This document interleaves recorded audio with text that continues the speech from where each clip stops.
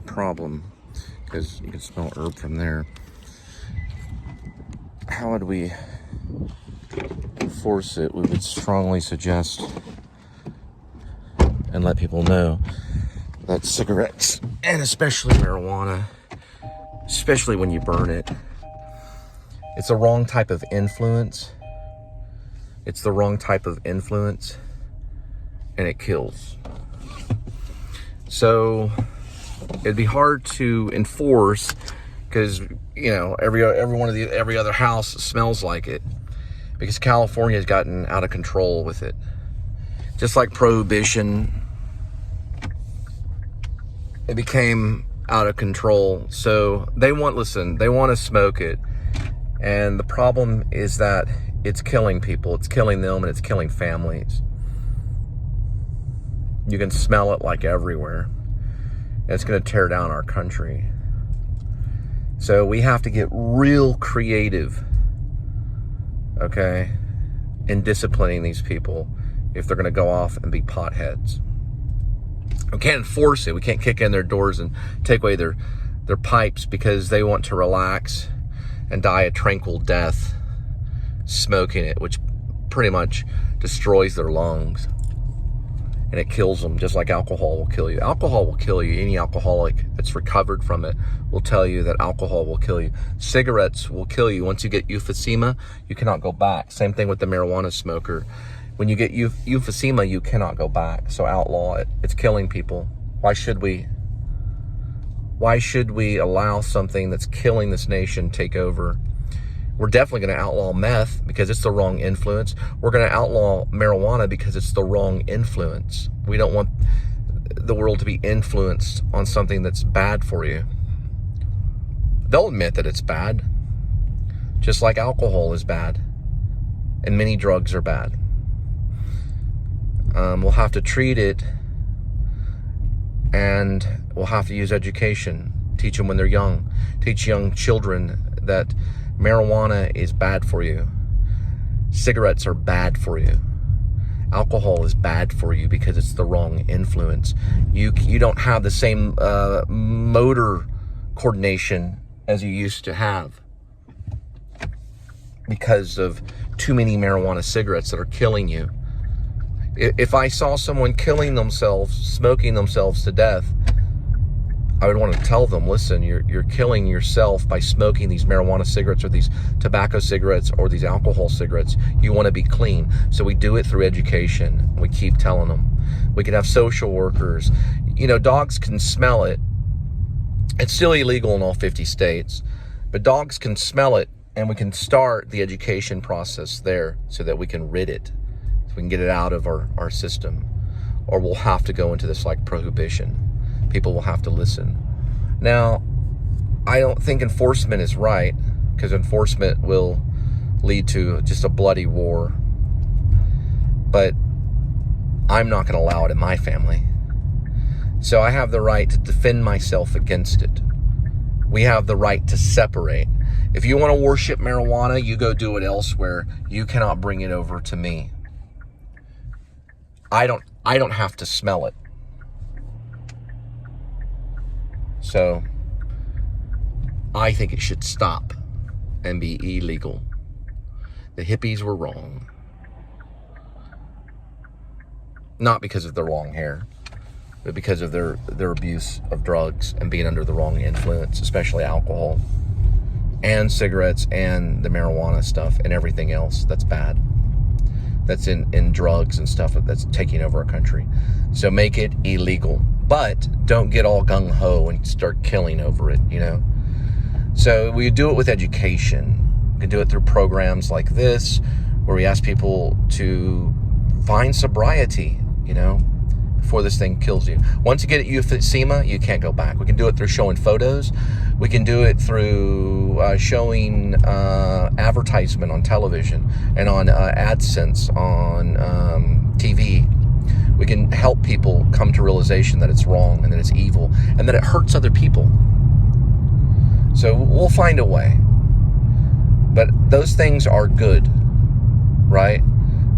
To help other people. That's a good thing. To tell people that you smoking marijuana is killing your brain, and it's killing your organs, and it's also killing your lungs. You will die from it. So they need to know, just like alcohol will kill you, your beer will kill you. Cigarettes will kill you. It's bad. Now, how do we stop it? I know a way to do it. I know this sounds crazy, but this is what I propose. Stop taxing it. It's being taxed by the government. So no more taxing of beer or wine, and no more taxing of cigarettes. And then just stop producing it. Time to grow up, right? Why would you want to produce something, Biden, for this country that's killing it? Why would you want to tax alcohol when you benefit from it, and cigarettes and drugs? Stop making it so people can breathe. Everybody wants to breathe again. So stop it. And if you stop the manufacture it, let them manufacture it themselves. We'll never really be able to rid all evil, but we shouldn't profit off other people's evil. You should not profit off of me, and you should not be able to profit off other people's evil or other people's sin and their addictions. You should not be able to profit off of it, because they're killing themselves with it, and you're just taking the money and pocketing it. Also, one last thing that I want to make sure, that if I'm going to, in the future, campaign to be a president of the United States of America, I campaign this. Stop profiting off of the people. Stop profiting off of other people. Let them make their wage and get rid of your money. No more government money. Hell, our deficits in billions and billions. It's in the trillions. The deficit's in the trillions. Get rid of it. Just get rid of it. Don't sweep it under the rug. Don't try to figure it out. Get rid of it. Go beyond what Hamilton did and get rid of it altogether. Live in peace. Listen, I never left the factory in Maine until I left the factory in Maine. I looked at myself in the mirror and I said, I'm never going to leave this place until I walk out and leave. Walk away from your money and get rid of it. So the legal tender will no longer be legal tender. You know, like if you go on to a great site called Drooble, it's for musicians. You know how you get Drooble points? You say good things about other musicians and you give them thumbs up. And those musicians give you what's called karma points. And you can spend those karma points to upload your own show or your own song, right? You do good things for other people, that energy comes back to you. Stop putting people in handcuffs and then give them what they need. Flour and grain and water, the things that we need. Stop passing out guns to people. You know, let them have, if they need to have that and they go deer hunting or whatever, I'm not against it. You know, anything can be a weapon, a rock, anything, right? The cops know that because they kill people. The other day, they shot a guy in Fort Worth for having a stun gun that had a little orange thing on the end of it, right? We all know the weapons. Oh, God, weapon, right? We all know the weapon, right? So get rid of their lethal weapons so they'll stop killing people. That's what I'm going to campaign for. So I know, I'm very certain on what I'm campaigning for to help this country progress. I'm for progressivism. I'm for us to go forward, right? Not backwards. We're not going to fight an Afghan war. Ukraine, figure it out. Figure it out. We don't rush you to go in there and completely mess you up, but figure it out. You know, we'll give you this and this and this, but we're not going to World War III for you, because then everybody dies, right? Chinese balloons, yeah. Let's get rid of the Chinese balloons. We should do that. Let's try to be friends with China. Let's try to be friends with Ukraine. Let's try to be friends with Russia. Let's try to be friends with Poland. Let's try to be friends with Korea, South Korea and North Korea. Let's try to be friends so that we can all get along and grow up. What do they always tell me? Grow up. You grow up. You put your gun away and grow up. Well, I know that they're not going to do that because they want to protect their own family and have militia, and that's fine. But don't bring an army over nonsense. You know, don't bring out an army over nonsense. First, de-escalation. Now, can we ask Russia to just be peaceful?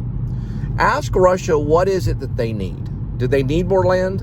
What is it that they really need? They have a lot of land. So what is it that they really need? What do they really want out of Ukraine? And then ask Ukraine to ask Russia that.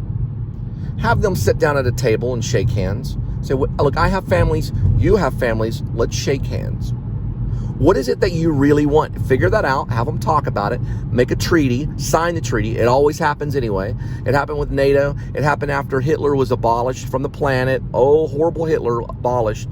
Then we signed treaties. So that Mr. Hitler would never come alive again, especially in Florida. We don't want him vlogging Walt Disney World, you know, I mean, goodness gracious. What I'm asking for ultimately, and I'll be honest, is peace. We need peace. We don't need to go walking around smoking marijuana cigarettes because that's not going to create peace. That's going to create what's called confusion and laziness. Wake up, drink water, watch the fast food, you know, let's be a healthy nation again. Let's get fit again. But mostly, let's be good again. Let's be a good nation. Don't worry about being great. Just first worry about being good, okay? What's good to you? You know what's good to me is my family. My 3 children are good. You know another thing that's good to me? The wife that loves me and stands by my side. That's what's good. That's what I want to run for. Let's be a good nation again. And this organization right here is far more powerful than your military. Because as long as we can communicate, this is what you have to face. And that's a powerful organization. And we are allowed to communicate very quickly. It took us a long time before, so any enemy know that these people are more powerful than you. It's called the USPS. It's the most powerful entity in the globe. In the liberty movement, enforcement, or would you say law enforcement, would be very toned down. So there would be no lethal, stop, boom. It would be none of that. If someone had a fake 20, then that authority figure, which is what they'd be called, would say this to them: it's not good to have a fake 20. And, but there would no be like identifying a person over something as stupid as money. Like George Floyd, for example. Let's go back in time. Because George Floyd, because of what happened, all these businesses got burned down, all these people got killed, and kids went on trial, and all this stuff happened. Okay? So let's go back in time. Let's take a time machine. Go back. Now, this is how I'd be approached in the Liberty Party. The authority figure, which is what he'd be called, there'd be the word enforcement would go away. He'd have his little CB and his little hand stun gun, just in case. I'll shock you. Now, stay away now. Don't pull your M60 out or anything. So he'd walk up. Let's just go back in time. There's George Floyd. Now, Mr. Floyd, sir, we want you to know, because I've studied banking, because it's part of my study, as an authority figure. And I know how hard it is to notice those fake 20s. But just want to let you know, first of all, Mr. Floyd, that it was a fake 20. And it's not good. So I just want to let you know. Now, I shouldn't even know that your name is Floyd. So let's go back in time again. Hello, sir. We've noticed that there is a fake 20 here, and we're going to send this to Secret Service, and thank you so much for letting us know that it's there, and I have retrieved it. You have a good day. And he doesn't have to go to prison or anything. Not Floyd or the other guy. Now listen, we know racism is evident. We know it's evident. And it's not a good thing. It's not good to go into a kindergarten room and say, your nation's no good. That's not good. It's good to go into a kindergarten room and use multiculturalism and say, we're going to celebrate all nations today. And today we're going to play bongo drums. Everybody play bongo drums. Boom, boom, boom, boom, boom, right? Those are the good things. So the guy would go up to him. He would ask him his name. He'd let him know, this is a fake 20. Just want to let you know. We're going to send it in an envelope to Secret Service. That's what you do with fake money. It goes to Secret Service. It does, because we used to send it at our bank. I was a banker for 4 years. We would write Secret Service on an envelope, and the fake 20 goes in there. It's a big deal. But under my rule, we'll be dealing with karma points. We won't even have to worry about the financial sector, which is already a wreck. And all kids in school would eat for free. And we would give them food because we love to do it, not because it cost money. Grow up and join the Liberty Party. Not libertarian. We're not libertarians. We're the Liberty Party. We're so that you can live and breathe freely without any problems. We don't believe COVID exists. They choose the business, or can someone just walk up and get a free pizza? No, they choose the business. Okay, so it's free business. It's free pizza, but they choose the free pizza. I mean, they choose who gets the free pizza. Yeah. All right, that's where I got 6 pizzas. That's where I did the Taco Casa vlog for the Super Burrito. Oh. And then further down will be what's called Taco Bueno. And I'm gonna go with Taco Casa. I just like those types of burritos. They put sour cream on there. Same price, same calorie count. You get more. I think you get more with the Taco Bueno, big freaking burrito. You get more, like, you know. But when it comes to taste, I'm giving it over to Taco Casa. Taco Casa, just, they know the taste of a burrito. Like, it's very good. Taco Casa is they should be very proud. And they're usually kind of humble. You know, they're like usually just humble workers. While Taco Bueno, they're sometimes a little snooty. But I do appreciate that Taco Bueno separates it and it looks a little healthier, is all I'm going to say. But it doesn't taste as good. The Super Burrito's jacked up. It's good. But the Taco Bueno, you can taste the individual things. You can taste the meat, the ground meat. You can taste the lettuce. You get to pour that little sauce on top of it, while the Taco Casa, you have to, you know. But I like their sauce, and I got some sauce to take back. And I'm very proud of Taco Casa for winning. So give me 5, because I know you're a big fan of Taco Casa, right? Of course. Or do you like Taco Bueno? Taco Casa. Well, you know, I have to... Taco Casa's beef, though. Taco Bueno, you get chicken stuff. Taco Bueno is kind of the Apple of the group, because a long time ago, people didn't buy Apple. And Taco Bueno did get in... they did almost go under. We're about to pass them over here. I wouldn't necessarily say that the Apple... I mean, Taco Casa's not the Apple. But Taco Bueno, believe it or not, if they get a little fresca, you know, Taco Bell's gotten pretty tasty. We're about to pass Taco Bueno right here. Taco Bueno. Taco Bueno, they have a lot of effort. They didn't beat Taco Casa's taste. Now, I'm going to tell you another thing about Taco Casa that's very good. Taco Casa has the best drinks that you can buy across the board when it comes to sipping on a drink. If Adam comes to Texas and is brave enough to vlog with the Cole Meister, the Cole Show, or the Cole Spivey Show, then I will take him to Taco Casa, and I will buy him a Super Burrito, and then I'll take him to Taco Bueno, and I'll get him a big freaking burrito, and see what he thinks is better. He might go with big freaking burrito, but they don't do the free sour cream, so he has to get it as they serve it. Do you see what I'm saying? He has to, if he's going to buy the big freaking burrito, he can't add sour cream on it, because then the big freaking burrito would be better if you added sour cream. That sour cream makes a big difference, especially when it comes to the Super Burrito. I'm giving it over to the Super Burrito for the power punch of the sour cream, and it's just very juicy, and it goes right in the mouth. It's great refried beans, and the way they separate everything is great. But the big freaking burrito is not something to be turned down. I gained a lot of weight on that thing, and I really needed to cut back. But no Taco Bell. So no Taco Bell today. Just to let you know. But the Taco Bell, I think, has like a lot of fat. I think they put a lot of fat and stuff, but we'll have to see. Maybe it's my imagination. Maybe it's spaghetti. I don't know. There's Kitty. Hi, Kitty. How are you? Lazy all day. Just a lazing. I gotta write that scene. Well, cats are 20-hour sleepers. They do about 20 hours. Like, how'd you do today? Well, I slept for 20 hours. Huh. I've done it. Yes, you are, lazy kitty. Lazy all day. All right, I got a scene, all right? We'll get to that. It's like a 5-part series tonight. Once I get, again, I explain my process. Starts with a note card.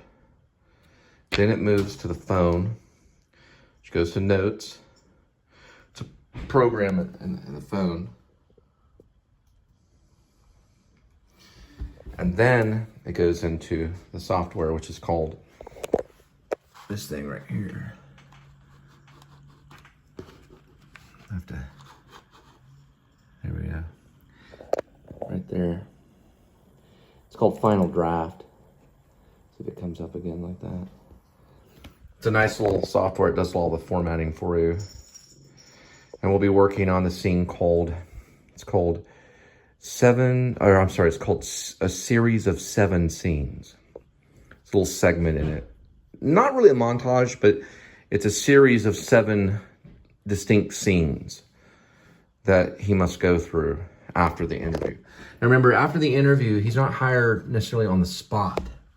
So we get all these wide shots of Havenwood and all that kind of stuff, which I don't really describe because who knows what kind of factory we would find. I'd like to be diegetic, so I like to use the real thing. But we're gonna start that, and I'm gonna do a scroll in a minute.